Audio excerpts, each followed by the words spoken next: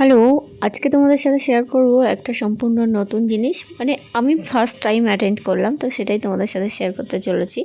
তো এখানে চলে এসেছি একটা উপনয়নের অনুষ্ঠানে, এবং সেটা অবশ্যই আমার এক বন্ধুর, আর একদম আমার বাড়ির পাশেই। তো এখানে সমস্ত কিছু রিচুয়ালস একের পর এক পালন হচ্ছে, আর আমি বসে বসে দেখছি। নিমন্ত্রণটা যখন পেয়েছিলাম তখন থেকেই আমার ইচ্ছা ছিল এই অনুষ্ঠানটা দেখার, তো সেই সৌভাগ্যটা আমার হয়েছে। তো যাই হোক, এখানে বিভিন্ন রকমের অনুষ্ঠানের মধ্যে দিয়ে কাজকর্ম এগিয়ে চলেছে।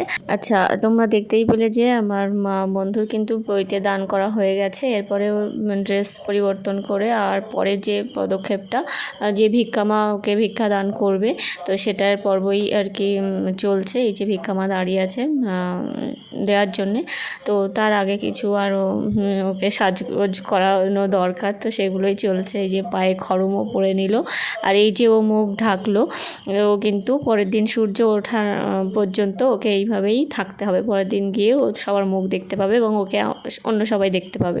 তো যাই হোক, এই নিয়মটাও দেখলাম।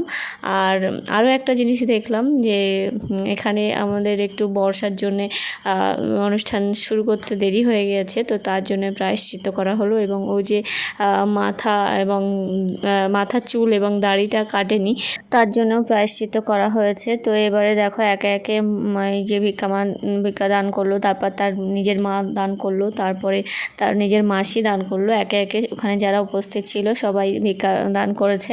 আমি যে আমার তরফ থেকে যে গিফটটা নিয়ে গেছিলাম সেটা ওকে আগেই দিয়েছি, তো এখানে আর দিতে হলো না।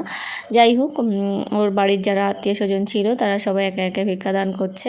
তো এইভাবে আস্তে আস্তে অনুষ্ঠানের শেষ পর্যায়ে আমরা প্রায় চলে এসেছি।